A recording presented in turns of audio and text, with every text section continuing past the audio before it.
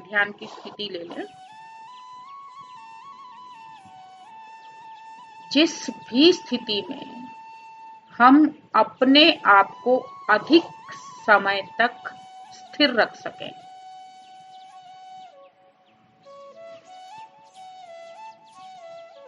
कोशिश करें बैठकर ध्यान करने की।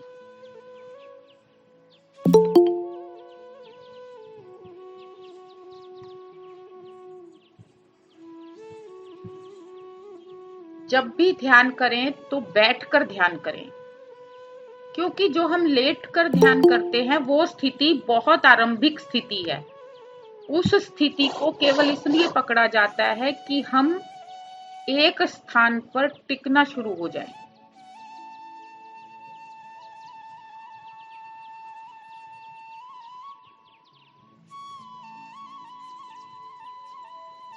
इसीलिए हमें शुरू में ध्यान करने के लिए लेटना पड़ता है, लेकिन धीरे धीरे जैसे जैसे हमारी स्थिति मजबूत होती है तो बैठकर ध्यान करें।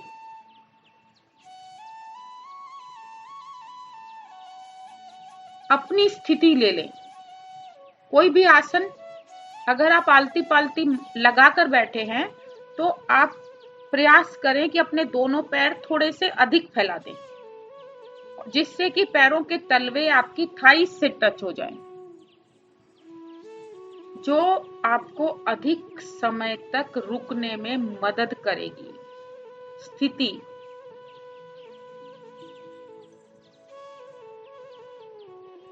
इसे बनाकर रखें, या सुखासन, अर्ध पद्मासन, जो भी संभव हो, जिसे भी आप अंत तक स्थिर रख सकें। रीढ़ को सीधा रखें, हिप्स के नीचे कुशन लगा दें, थोड़ा सा हिप्स के नीचे कुशन लगा दें, जिससे रीढ़ को सीधा रखने में मदद मिल जाए।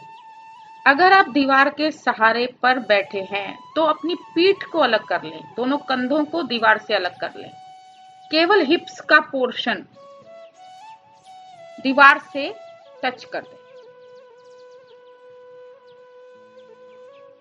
कमर के ऊपर कंधों तक का पूरा भाग दीवार से अलग कर दें।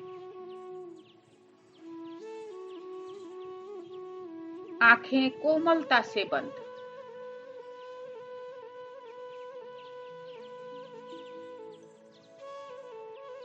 अपने ईश्वर का, अपने इष्ट का एहसास करना शुरू करें, उसे महसूस करना शुरू करें अपनी श्वासों के द्वारा।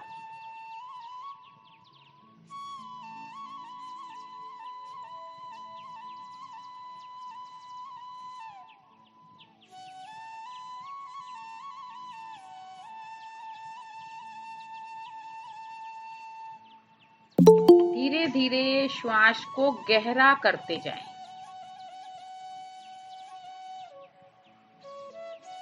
अब हम इस स्थिति तक पहुंच गए हैं कि अब हम बैठकर ध्यान कर सकें। इसलिए ध्यान हमेशा कोशिश करें बैठकर करने की। वृक्ष को तभी ऊर्जा मिलती है जब वो सीधा खड़ा हो। अगर वो अपने ढलान पर है या टेढ़ा हो जाता है या पृथ्वी के समांतर झुक जाता है तो वो कुछ समय पश्चात पृथ्वी से अलग हो जाता है। सीधा खड़ा हुआ वृक्ष भी उस ऊर्जा को प्राप्त करने में पूरी तरह से सक्षम है। वृक्ष की तरह अपने आप को बिल्कुल सीधा खड़ा कर दें, यानी कि बिल्कुल बैठी हुई स्थिति में हमारा सहस्त्रार्ध उस ईश्वरीय ऊर्जा से जुड़ जाए। धीरे धीरे श्वास शरीर के भीतर।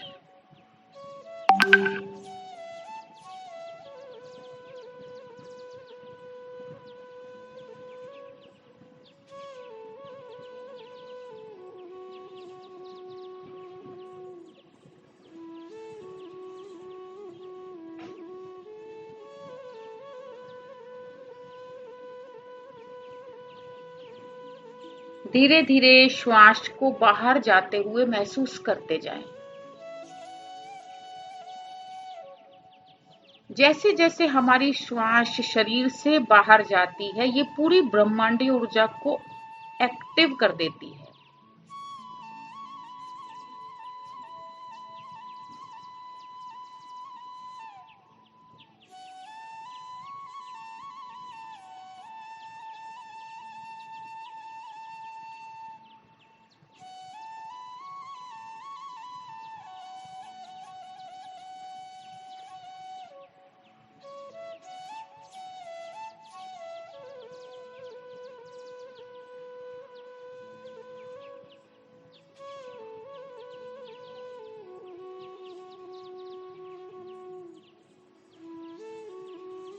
पूरी ब्रह्मांडीय ऊर्जा आकर्षित हो जाती है हमारे दृष्टा बनने से।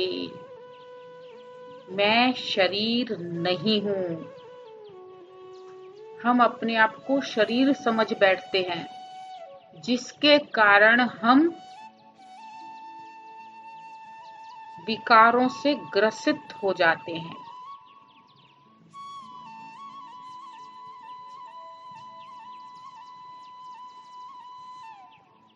मैं शरीर नहीं हूं। फिर अगर मैं शरीर नहीं हूं तो फिर मुझे शरीर की चिंता क्यों?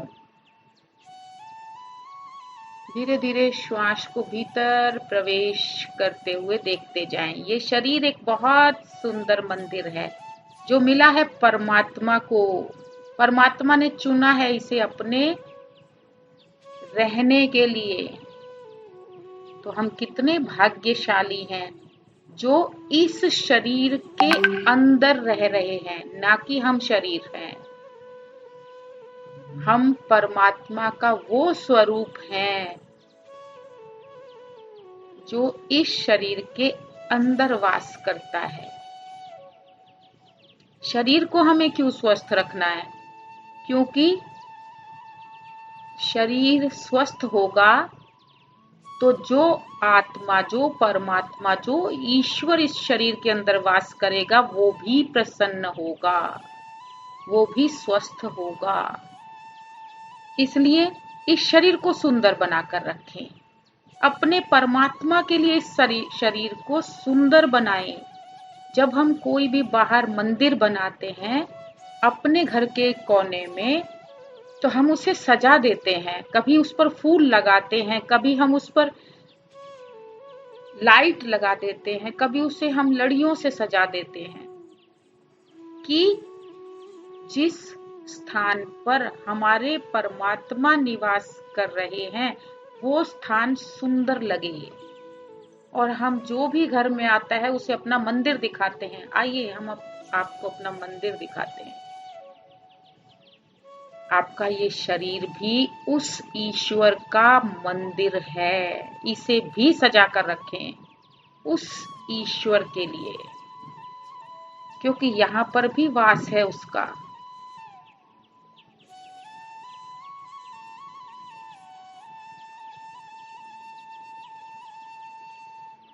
अपने वस्त्रों को, अपने शरीर को सुंदर बनाकर रखें ताकि अंदर रहने वाला परमात्मा भी खुश हो सके।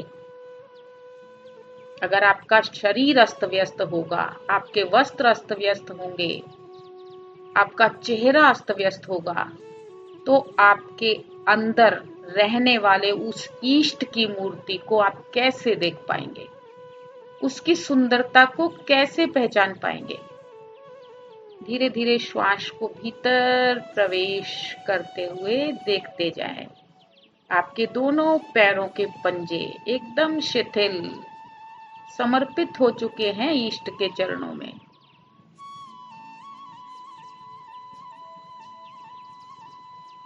दिव्य स्थान जहां परमात्मा के चरणों का निवास है।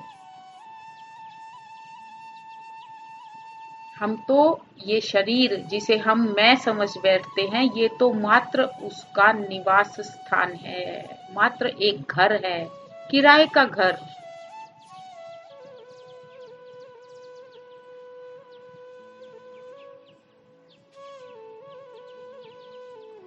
अपने पैरों को सुंदर रखें। ताकि अपने इष्ट की सुंदरता को देख सकें।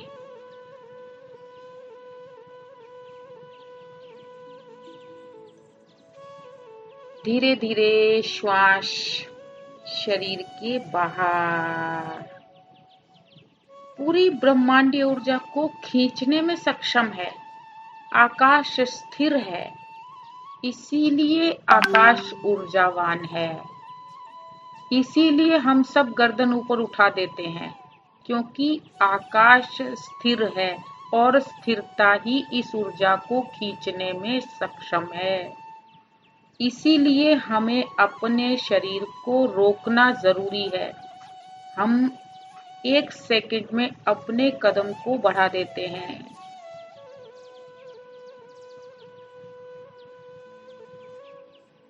हमें रुकना होगा, हमें स्थिर होना होगा, तभी हम इस ऊर्जा को अपनी तरफ खींच पाएंगे। बुद्ध के लिए सारी दुनिया ने दरवाजे बंद कर लिए थे। बुद्ध जिस दरवाजे पर भिक्षा मांगने जाते, वो दरवाजा बंद हो जाता था। पूरा गांव भय से कांप रहा था। बुद्ध अंतिम दरवाजे पर गए। उस व्यक्ति ने कहा, बुद्ध शीघ्रता से अंदर आ जाइए, आज गांव की तरफ उंगली मार डाकू आया हुआ है।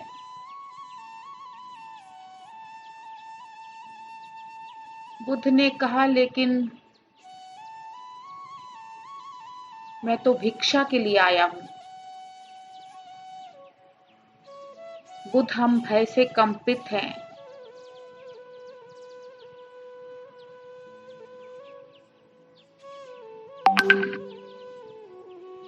बुद्ध, आप आ जाइए, क्योंकि हम दरवाजा खोलकर नहीं रख पाएंगे। और उस व्यक्ति ने भी अपने दरवाजे, घर के दरवाजे बुद्ध के सामने बंद कर दिए। सोचिए स्थिति को, बुद्ध बिल्कुल अकेले खड़े थे, आगे सुनसान जंगल था और पूरे गांव के दरवाजे बंद थे, बाहर कोई भी इंसान नहीं था। ध्यानस्थ बुद्ध अपनी दिशा में कदम रख चुके थे। बुद्ध ने कहा, जब मेरे पैर निकल गए, जिस दिशा में निकल गए, अब पलटना तो संभव है ही नहीं। चल पड़े बुद्ध जंगल की तरफ। साएं साएं जंगल और बुद्ध का एक एक कदम आगे बढ़ता जा रहा था और बुद्ध निर्भीक अपने ही ईश्वर के आनंद में, अपने उस ऊर्जा के पूरे सुरक्षा कवच में। जानते हैं, ध्यान एक सुरक्षा कवच है। ध्यान के पश्चात हमारे जो आसपास ऊर्जा इकट्ठी होती है, जो हमारे शरीर में ऊर्जा इकट्ठी होती है, कोई हमारा बाल भी बांका नहीं कर सकता। आप इसे आजमा कर देख लें।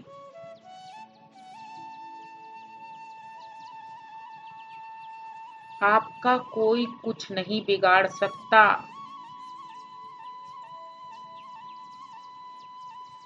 बुद्ध चलते गए। पूरा गांव सुनसान, एकदम शांत था। बुद्ध अपने रास्ते पर आगे बढ़ते गए। पूरे जंगल में साएं साएं आवाज गूंज रही थी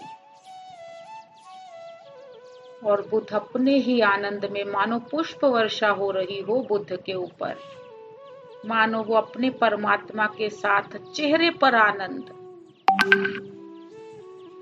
समेट कर वो चलते जा रहे थे आगे। हर अगला कदम वो आनंदित होकर, अपने ईश्वर का कदम समझकर, अपनी ऊर्जा का कदम समझकर वो आगे रख रहे थे। वृक्ष के ऊपर उंगली मार बैठा हुआ था। उसने देखा एक आभा, एक तेज उसकी तरफ चला आ रहा है, परंतु वो तो अपने ही क्रोध में था। जैसे जैसे बुद्ध चलते गए, उसने कहा, रुको, ठहरो, ठहरो। बुद्ध नहीं पलटे, चलते गए, अपने ईश्वर के ध्यान में चल रहे थे वो। बिल्कुल न पलटे। उसने फिर आवाज लगाई, ठहरो।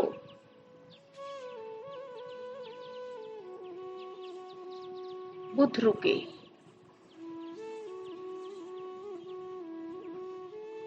उंगली मार उस बुद्ध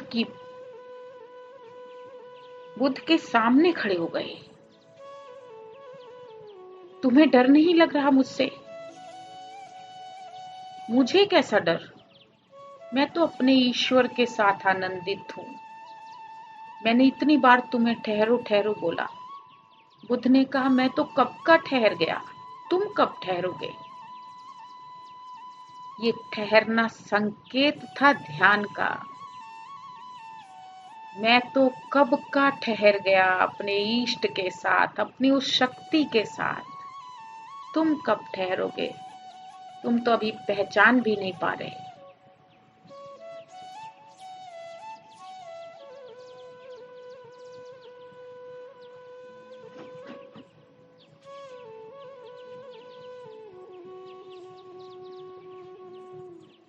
बुद्ध खड़े रहे शांत। उंगली मार ने कहा, तुम्हें मुझसे डर नहीं लग रहा? कैसा डर? किसका डर? जब मेरी ये साक्षात ऊर्जा मेरे चारों तरफ है तो मुझे किसी का डर नहीं है।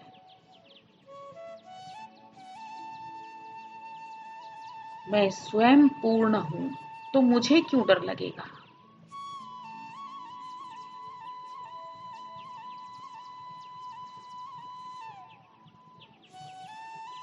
बुद्ध ने कहा, ठीक है, तुम मुझे इस वृक्ष से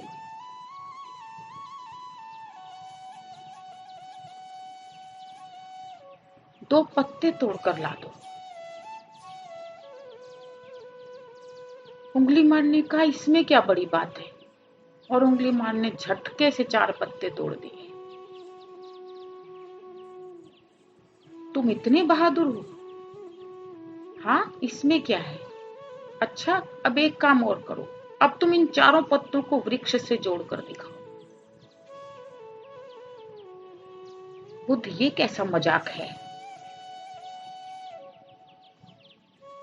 क्या कभी तोड़ा हुआ पत्ता जोड़ा जा सकता है?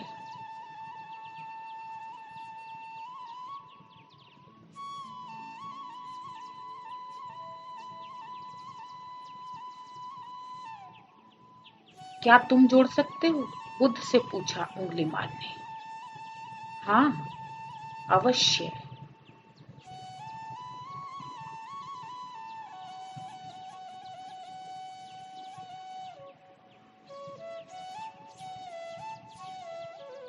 बुद्ध ने कहा, मैं वृक्ष का वो पत्ता हूं जो वृक्ष के साथ जुड़ा हुआ हूं। अर्थात मैं ईश्वर का वो स्वरूप हूं जो ईश्वर को अपने अंदर लिए हूं, उससे जुड़ा हुआ हूं।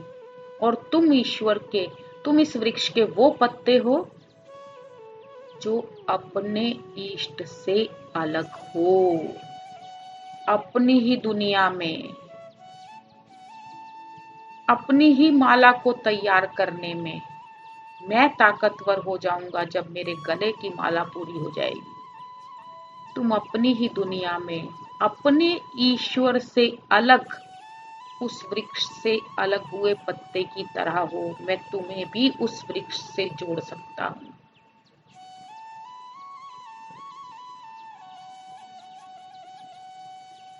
और बुद्ध के निर्भीक स्वभाव के साथ उंगली मार बुद्ध के चरणों में गिर गए।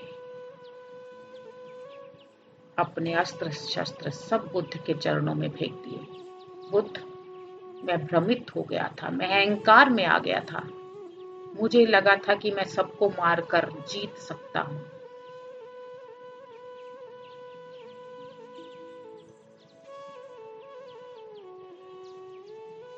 बुद्ध ने कहा, जो पत्ता ईश्वर के साथ जुड़ा हुआ है, जो व्यक्ति अपने आप को उस ईश्वर से इस ध्यान से जोड़ लेता है,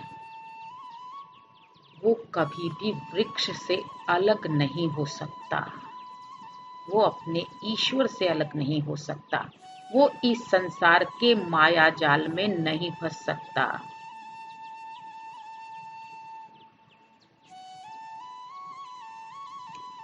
बुद्ध, क्या आप मुझे अपना भिक्षु, क्या तुम भिक्षु बनना चाहोगे? बुद्ध, क्या तुम मुझे भी अपना भिक्षु बना सकते हो? क्यों नहीं? संभावना हर व्यक्ति में है, चाहे वो पापी हो, चाहे वो पुण्यात्मा हो, चाहे वो छोटा हो, चाहे वो बड़ा हो। पूर्ण ईश्वर तत्व हर व्यक्ति में है, पूर्ण संभावना हर व्यक्ति में है।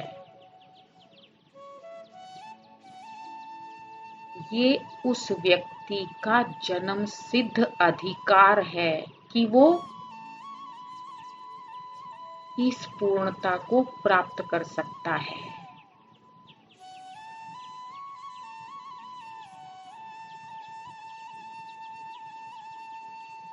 केवल अपने वृक्ष से जुड़कर, केवल इस ब्रह्मांडीय ऊर्जा से जुड़कर प्रतिदिन जो भी हम ध्यान करते हैं, ये हमारे शरीर के चारों तरफ एक सुरक्षा कवच बना देता है। जब हम चलते हैं तो ये सुरक्षा कवच हमारे साथ चलता है। जब हम बैठते हैं तो ये सुरक्षा कवच हमारे चारों तरफ बैठ जाता है, फैल जाता है। जब हम सोते हैं तो ये सुरक्षा कवच हमारे चारों तरफ होता है, यानी कि हम हर स्थिति में सुरक्षित हैं।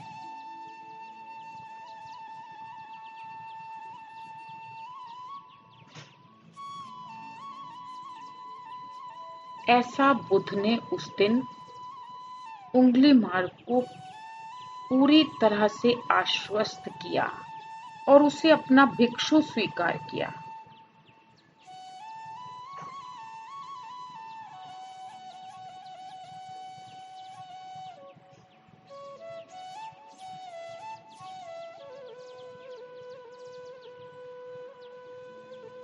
उंगलीमार रहने लगे बुद्ध के आश्रम में, बुद्ध के संघ में।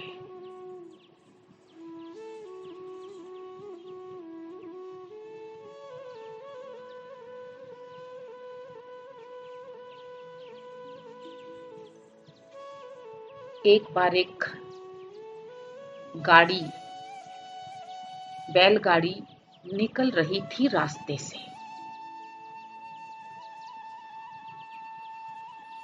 उस बैलगाड़ी में एक गर्भवती स्त्री थी।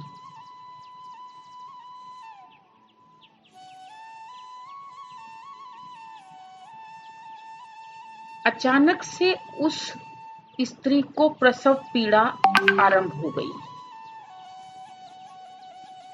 उसकी मां बहुत व्याकुल हो गई कि ऐसे स्थान पर अब वो क्या करेगी।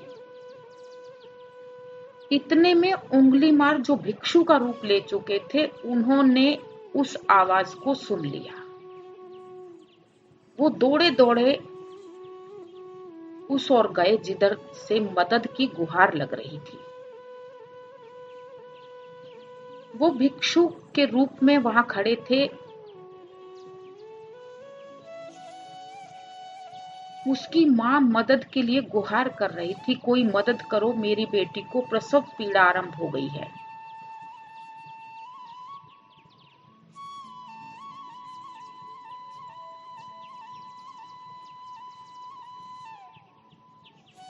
उसने भिक्षु की तरफ इशारा किया, भिक्षु कृपया मदद करें हमारी।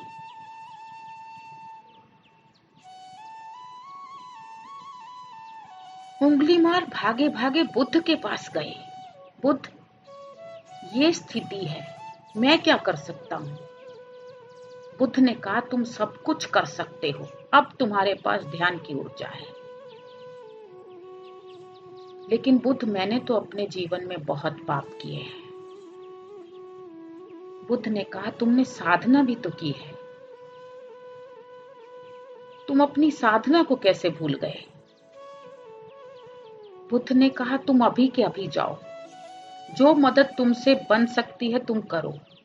और उसके पश्चात तुम हाथ जोड़कर वहीं पर बैठ जाना और अपनी ध्यान की स्थिति को अपने ऊपर ले आना। और जो तुम्हारे चारों तरफ सुरक्षा कवच होगा, वो सुरक्षा कवच उस स्त्री के चारों तरफ अपने आप बन जाएगा। उंगली मार चले गए।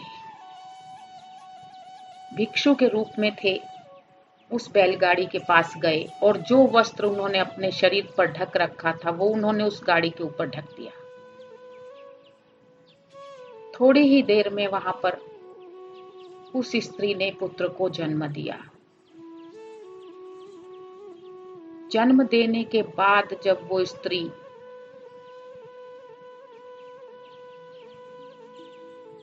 पलटकर भिक्षु की तरफ आई तो भिक्षु समाधि की दशा में थे और उनकी आंखों से अविरल आंसुओं की धारा बह रही थी।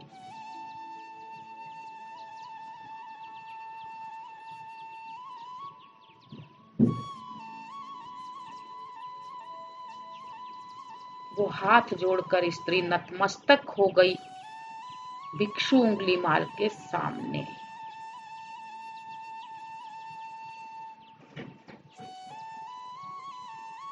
आपके कारण आज ये सब संभव हो पाया।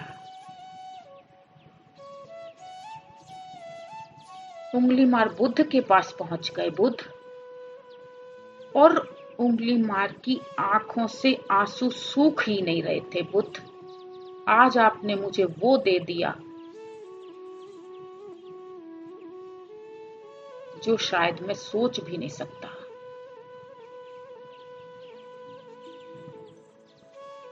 मैं अपने आप को ताकतवर मानता था लोगों के साथ, उनके साथ दुर्व्यवहार करके मैं अपने आप को शक्तिवान ताकतवान मानता था, उन्हें डराकर उन्हें भय से ग्रसित करके। परंतु आपने तो ये अपनी ही शक्ति से मिला दिया।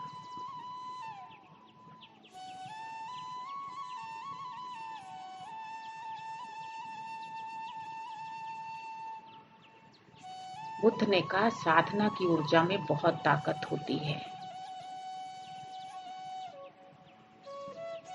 चाहे वो एक ही दिन की क्यों ना हो। और हम सब तो रोज ही कर रहे हैं। तो अपनी इस ऊर्जा की ताकत को पहचानो। ये सुनसान जंगल में भी हमें अकेला खड़ा कर दे तब भी हम भयभीत नहीं होंगे, तब भी हम सुरक्षित हैं इस ऊर्जा के कारण।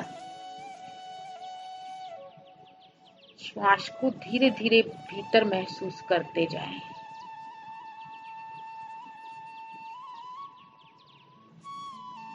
हम किसी भी परिस्थिति को अपने हाथ में नहीं ले सकते जब तक वो ऊपर वाला उसके लिए इशारा ना कर दे।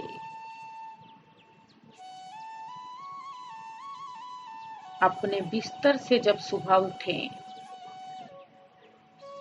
तो ऐसे उठें कि आज हम केवल दृष्टा हैं, आज हम केवल देखते जाएंगे जो भी हो रहा है, साक्षी बनकर, केवल साक्षी। अगर हमारी श्वास अंदर आ रही है तो साक्षी उस श्वास के साथ उसे देखते जाएंगे। श्वास बाहर आ रही है तो धीरे धीरे उस श्वास को बाहर जाते हुए देखते जाएंगे। अगर हम पैर जमीन पर रख रहे हैं तो हम साक्षी बनकर देखेंगे कि पैर जमीन पर रखा जा रहा है। पूरा दिन साक्षी भाव बनाकर रखें कि आप कुछ नहीं कर रहे, जो होना है वो हो रहा है। आप चल रहे हैं, आपके कदम आगे बढ़ रहे हैं, आप देखें आपके कदम आगे बढ़ रहे हैं। आप केवल दृष्टा हैं, केवल देखने वाले, आप नहीं चल रहे, क्योंकि शरीर मैं नहीं हूं। मैं शरीर नहीं हूं, मैं पूर्ण आत्मा, पूर्ण परमात्मा हूं, उसी का अंश हूं। और स्वयं ईश्वर स्वरूप हूँ। मैं शरीर नहीं हूँ, और अगर मैं शरीर नहीं हूँ तो मैं शरीर को देख सकता हूँ। एक एक कदम के साथ दृष्टा बनते जाएं, देखते जाएं एक एक कदम को उठाते उठाते। आप अपने हाथों से कोई काम कर रहे हैं, किचन में कर रहे हैं, बाहर कर रहे हैं, देखते जाएं। आपके हाथ चल रहे हैं, आप केवल देख रहे हैं हाथों को चलते हुए।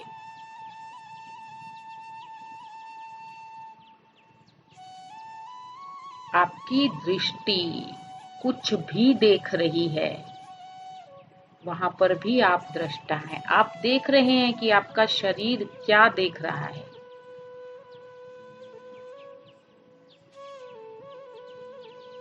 आप केवल दृष्टा हैं। दृष्टा अर्थात आप केवल ईश्वर हैं। आप केवल ब्रह्म स्वरूप हैं। हम 1 मिनट में हाथ उठाकर ऊपर कह देते हैं, हे भगवान तूने ये क्या कर दिया।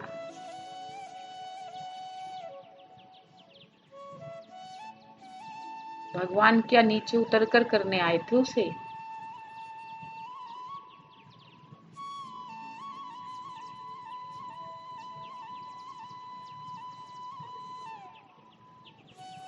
केवल उस शक्ति के साथ संपर्क। हम स्वयं अपने लिए बोलते हैं ये शब्द, हे भगवान तूने ये क्या कर दिया, क्योंकि हम वो ब्रह्म शक्ति हैं। अपनी ही सोच से हम अपनी परिस्थिति को एकदम भयभीत कर देते हैं। केवल अपनी सोच से एक विचार, एक सकारात्मक विचार उसी स्थिति को, उसी परिस्थिति को परिवर्तित कर देता है। जो बुद्ध ने करके दिखाया, जो उंगली मारने थोड़े से दिन की साधना के पश्चात करके दिखाया।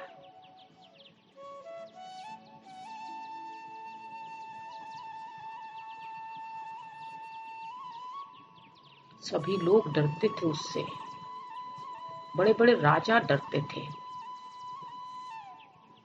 परंतु बुद्ध के सामने वो नतमस्तक हो गए। ऊर्जा का कमाल, केवल ऊर्जा को साक्षी रूप से देखने का कमाल, केवल श्वासों को देखने का कमाल,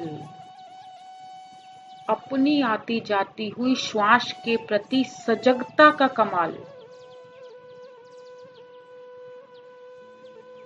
केवल अपने आप को पहचानने का कमाल।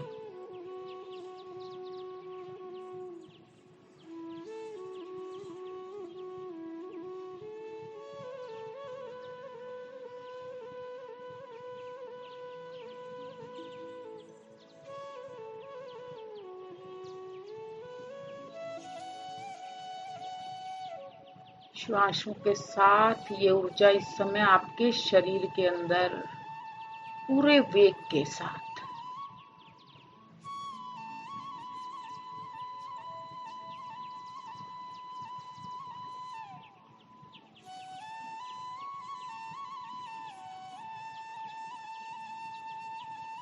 एक वृक्ष जब सीधा खड़ा होता है तो वो इस पूरी ऊर्जा को खींच लेता है और उसके अंदर वो आकर्षण आ जाता है कि चारों तरफ से आंखें उस वृक्ष को देखने आती हैं, उसके फल लेने आती हैं, उसके फूल लेने आती हैं, उसकी सुगंध लेने आती हैं। ये केवल इस ऊर्जा के कारण।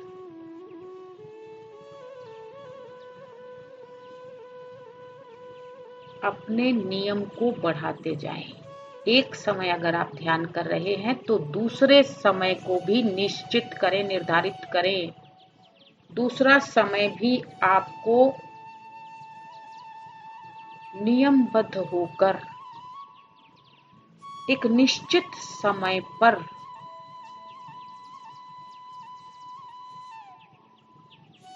चाहे वो रात्रि को सोने से पहले हो या शाम का कोई समय हो या सुबह उठते ही हो, अपना समय निश्चित करें। एक एक श्वास कीमती है।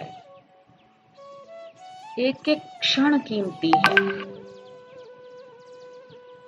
अपने आप को उस ईश्वर में उतारने के लिए व्यर्थ ना करें, एक भी क्षण व्यर्थ ना करें। जब हमारा कदम इस रास्ते पर उठ गया तो बुद्ध की तरह अब हमें पलटना नहीं है।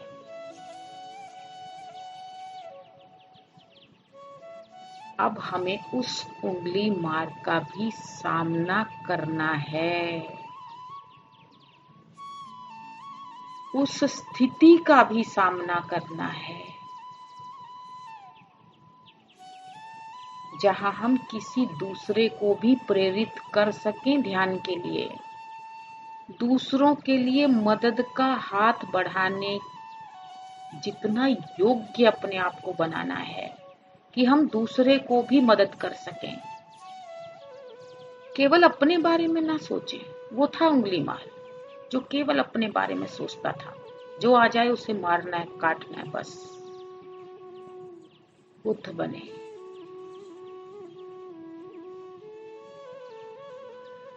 जिससे दूसरों की मदद कर सके।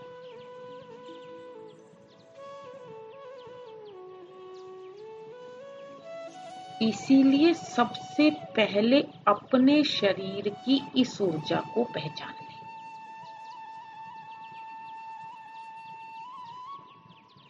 और ध्यान के क्षणों को बढ़ाते जाएं।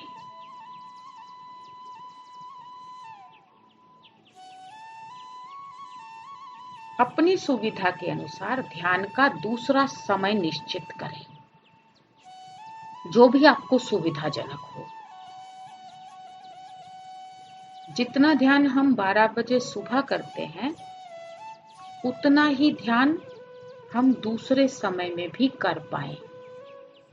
अपना समय निश्चित करें और चाहे आपका शरीर उसके लिए माने या ना माने, आपको अपने शरीर को उस समय जड़ कर देना है, बस स्थिर कर देना है। अपने आप स्थिति बनती चली जाएगी। आपको हर तरफ से अपना मन मोड़ लेना है।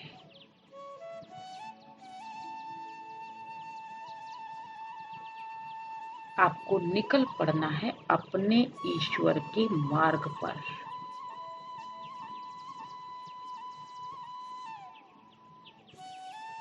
परिस्थितियों से भयभीत होकर हम केवल उंगलीमार बन सकते हैं, बाकी कुछ भी नहीं। और अगर हमें उसका सामना करना है और उंगलीमार जब हम बन जाएंगे तो हम ईश्वर से अलग हो जाएंगे। तब हम उस पेड़ के पत्ते की तरह टूटकर बिखर जाएंगे। इसीलिए बुद्ध बनकर अपनी ऊर्जा को उस ईश्वर की ऊर्जा से एक कर दें। उस पेड़ के पत्ते की तरह जो पेड़ के ऊपर लगा हुआ है और लहलहा रहा है अपने ही आनंद में। हमें वो बनना है।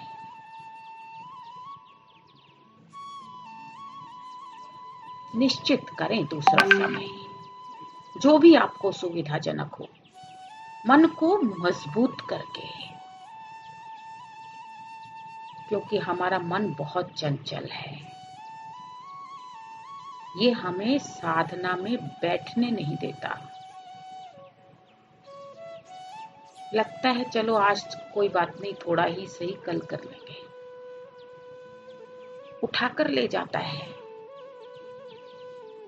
दृढ़ हो जाएं, काट दें इस मन के बहाव को, मोड़ दें इस धारा को, अपने ईश्वर की धारा में जोड़ दें।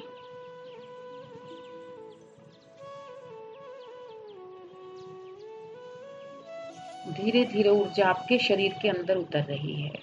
महसूस करते जाएं। आपके मस्तिष्क में, आंखों पर बहुत सुंदर प्रभाव इस ऊर्जा का इस समय। महसूस करें इसे।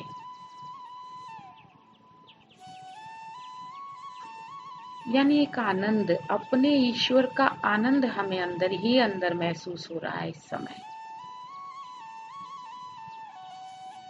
नासिका पर, दोनों कानों पर, यानी जिस वाणी को हम सुन रहे हैं हमें उस वाणी में ईश्वर का आभास हो रहा है।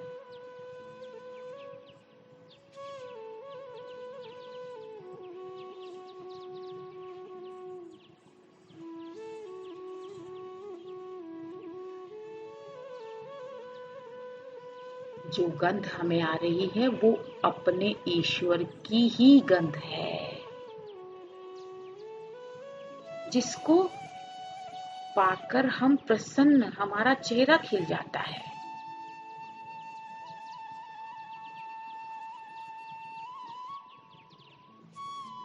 अगर हम अकेले हैं तो हम भाग्यशाली हैं, क्योंकि हमें ध्यान के लिए समय मिल पा रहा है। उसके संकेत को समझें।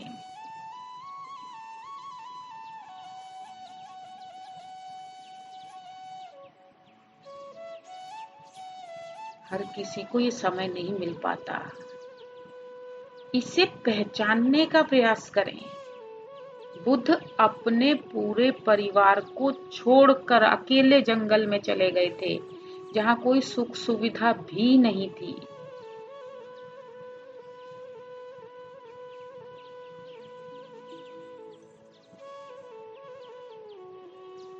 पहचाने इस समय को, इसे अपने हाथों से फिसलने ना दें। ऊर्जा आपके गले में, और जो आपके मुख से वाणी निकलेगी, जो आपकी आवाज होगी, उसके अंदर ईश्वर की आवाज सम्मिलित होगी।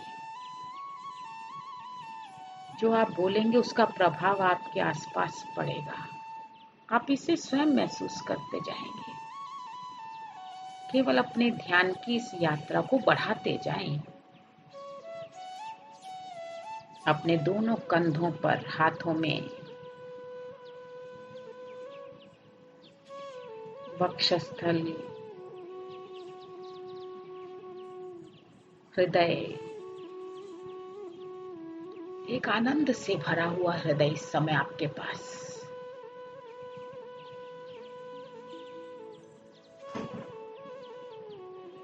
पूरा पेट इस समय इस ऊर्जा के प्रभाव में। जब आप भोजन करें तो आप अपने अंदर महसूस करें, आपका ईश्वर भोजन कर रहा है आपके शरीर के अंदर। एक एक कोर को आप संभाल कर अपने मुंह में रखें, दृष्टा बनकर रखें। हर कोर ईश्वर तक पहुंच रहा है।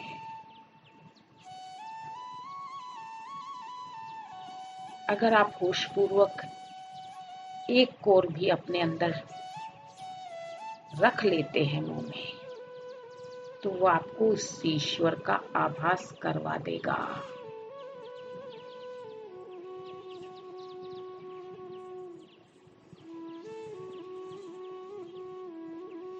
इस ऊर्जा को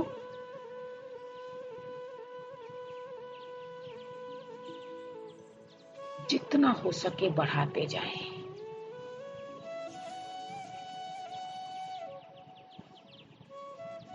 इसी ऊर्जा के कारण भक्त प्रहलाद को ऊपर से गिराने के बावजूद भी कुछ नहीं हुआ। अग्नि में जलाया, कुछ नहीं हुआ। जब इतने बड़े बड़े ताप ये ऊर्जा सह सकती है, तो फिर कौन सी परिस्थिति है जो हमें भयभीत कर सकती है।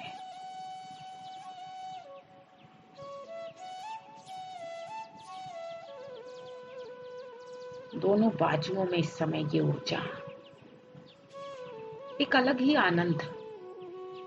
दोनों पैरों में वो परम सत्ता, वो ईश्वर उतर गया है। हमारी पूरी रीढ़ इस ऊर्जा के प्रभाव में, हमारे शरीर के चारों तरफ एक सुरक्षा कवच इस ऊर्जा का। जिसे ना आग जला सकती है, ना पानी गला सकता है।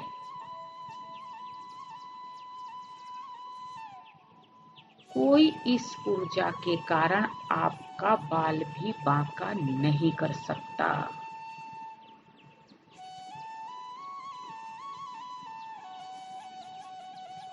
अपनी शक्ति को पहचानें। आपके पूरे कक्ष में कोई भय नहीं है। आपके घर में प्रवाहित हो रही है ये ऊर्जा, एक एक कोने में। जब आपका पूरा ईश्वर, उसकी पूरी ऊर्जा आपके पूरे घर में प्रवाहित हो रही है, तो फिर भय किस बात का। भक्त प्रहलाद को स्वयं भगवान ने अपने हाथों में उठा लिया था, यही ऊर्जा थी वो। पूरी अग्नि धीरे धीरे शांत हो गई थी।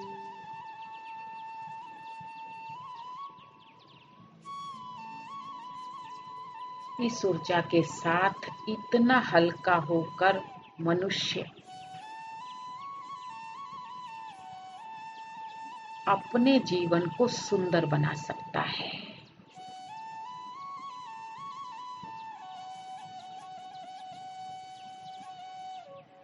परिवार का एक एक सदस्य इस ध्यान में है।